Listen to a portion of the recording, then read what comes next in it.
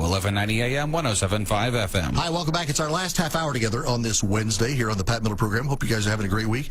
Don't forget, tomorrow morning, be ready to say dumb bunnies to Charlie Butcher when he asks for it, and you could win a free HD radio from WOWO, 1190 AM and 107.5 FM. A lot of conversation going on about the United flight, where we had this person drug off the flight, and now we have a CEO falling all over himself with multiple apologies. I want to talk to somebody who's a leadership expert about this. We're going to Bobby Albert. And Bobby, hi, welcome to the program. How are you, sir? Okay, good afternoon. Yes, sir. So, Bobby, tell me, this CEO obviously had nothing to do with the incident itself. My understanding is, as many airlines do now, this was not technically on a United airline plane itself. It's on one of their subsidiaries. But be that as it may, he's trying to take some ownership of it and everything. But all this calling for him to resign and he's not doing enough. You know, when you're sitting in your office at your headquarters and something like this blows up on your airline, what should you do? Well, one thing, and hopefully the CEO will learn, be a lesson learned here, but he just, to be honest, I mean, just to be frank, he really messed up here. But let me just share this, is the research by Gallup, who does this huge employee engagement survey, is that they have discovered in their research that only 30% of the employees are truly engaged in their work. 50% are disengaged. In other words, they're just going to work every day. It's kind of like going through the motions. But there's 20% who are actively disengaged. In other words, they're walking up and down the hallways, complaining and talking down about the company. But I can assure you, this organization has a culture where the people do not understand their core values. In other words, who they are and how they should behave among each other. They don't understand why they even exist. That's their purpose. And they don't understand the vision of the company as far as where are they going or where they want to be. So is part of the problem here that this company is experiencing because the CEO and others at the top have not felt the need maybe to share with all of their employees down the ladder who exactly we are and how it is that we're supposed to act and how it is we're supposed to treat people that are on our airline, whether they deserve it or not? Yes, well, mainly they probably don't even understand their core. They may have core values, but their people don't understand how am I supposed to behave as I pursue the purpose, as I pursue the vision, as I attempt to achieve the objectives, the strategies, even the tactics and the performance goals of the organization. But what's interesting here, it appears that we have a CEO which the research calls it's called the iceberg of ignorance.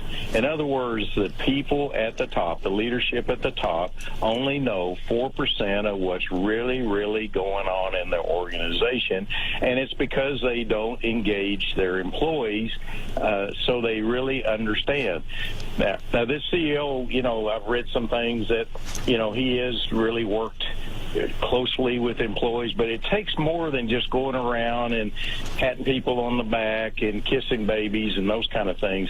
It means to get them involved in the decision-making process so they take on ownership of the work they do and they know how to behave. One of the shows that my wife and I on occasion really like to watch is Undercover Boss, and invariably when you watch that, even if it's an enormously large corporation and you get the guy at the top to change his identity and fake it and act like he's trying to get an entry-level position in the company, every time the guy at the top always says, I had no idea we had this problem. I had no idea this was how this was down here. And they're always amazed that they have some people at a very low rung in that company that cares as much about the company as they do. And really, that should be something that every CEO tries to do, right?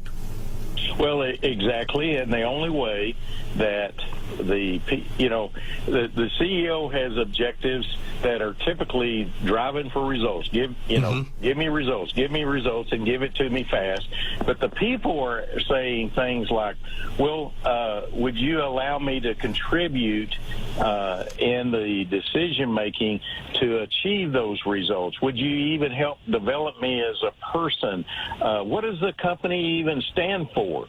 It's a huge gap between what the CEO wants and what the employees want. But I can assure you that CEO, he'll probably tell you that when we deal with the external customer in the organization, is that when we meet that customer's needs, we win them over as a customer. But they don't look internally of applying the same principle. To win over the customer confidence and now to regain customer confidence, on paper it might not be necessary, but would you be surprised if 1 week from today that this gentleman is no longer the CEO of United Airlines? It wouldn't surprise me, but the only way I could see him staying on is that if he wants to, for one thing, but the other is if the board of directors sense that this has been a lesson learned. But some of the issues that the CEO has is driven by the board of directors, because the board is the one that are driving, the culture of the organization, and the CEO is trying to implement it.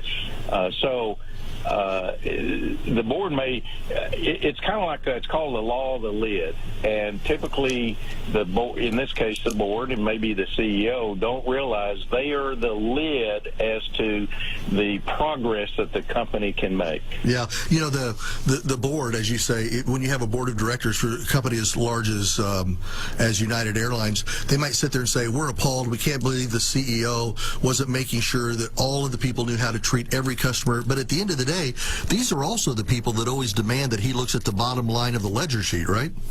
Exactly, because they're, really, it's sad, but really what they're setting on their shareholders, and are representing shareholders, and they're sitting there saying, "Give me more money, give me more money, give me more money, give me more money." Yeah.